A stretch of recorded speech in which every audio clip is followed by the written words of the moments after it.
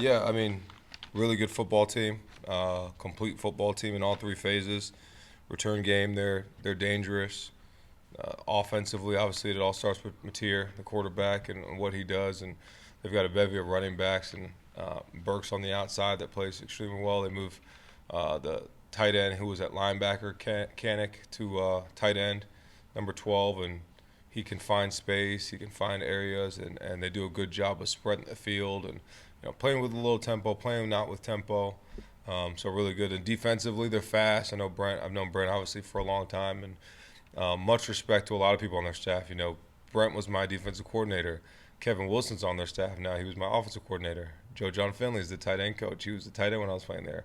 DeMarco Murray was the running back when I was there, and he's the running back coach. So a lot of people that I know on the staff and have a lot of respect for. And it's a great town, great place, but this is about the kids. It's not about me. It's not about any return to home for me. It's about the players on our football team going to go try to win a game. We'll stay on the left there with John. Can you talk a little bit about Marlin Klein's start, and especially the offensive aggressiveness on the play where you dug away from the end zone there?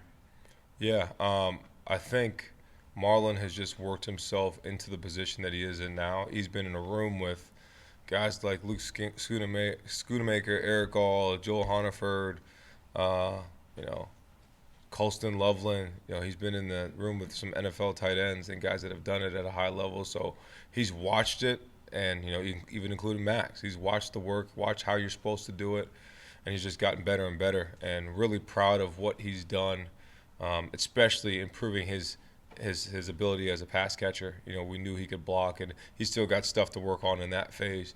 You don't want to ask Coach Casula about that right now. He's grinding on him on that, but there's a standard and level of you want. But he still played really well in the run game. So to watch him perform the way he did on Saturday is what we expected. What we expected for him to do and he wanted to perform on Saturday.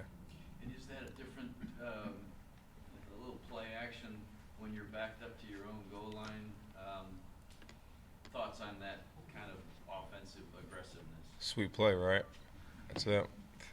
Just the way we want to call it, and when you have those looks in certain areas of the field and you can do that, and it's just, the defense gives you those looks, then you can run those type of plays. So great play design by Chip and the staff, and gutsy to call it.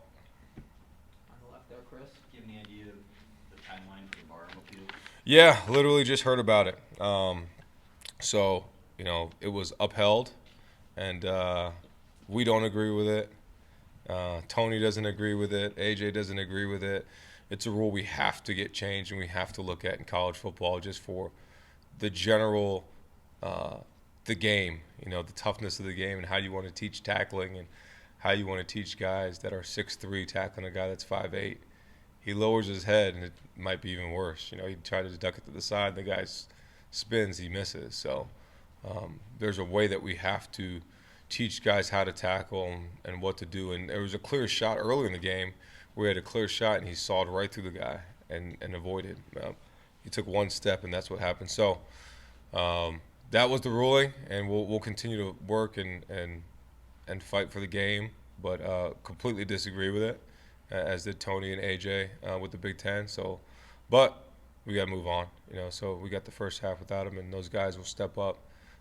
Ernie played a heck of a game, so it was fun to watch Ernie. He's 8 tackles, and he was all over the field, leader on the team. And when Jamie Rolder came in, it was as violent as that, and he played physical and fast. And then obviously Cole Sullivan came in and made an impact. So there's 3 guys there that we feel really good about, along with Troy Bowles and Chase Taylor. So it's a deep room, and we're happy we got those guys. But obviously Jaishawn's an impact guy that we'll have ready for the second half.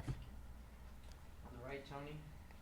Yeah, I know as much as you don't want to make the story about you, and it is a big game for the program, the team, the players. I'm just curious, when was the last time you were back at Norman? Is this the first time that you'll ever be, I guess, quote unquote, rooting against Oklahoma? How do you sort of compartmentalize all the human emotions that do inevitably go into something like this? Yeah, it's about my players, so there's no emotional attachment to it. I'm emotionally attached to the players that are at Michigan. They're my kids. I see Gio back there. I've known him since he was 15 years old, even though he looks 30. And yeah, Gia, I'm talking about Gia. But like, it's like one of my kids. So these guys are who I'm emotionally attached to more than anything. And it's going to be an awesome atmosphere. Don't get me wrong; it's a great town, and obviously I got my degree from there, and there's a love there. But like these kids are what's special to me. So that's all I'm worried about. I'm worried about our players getting our team ready to go play this game.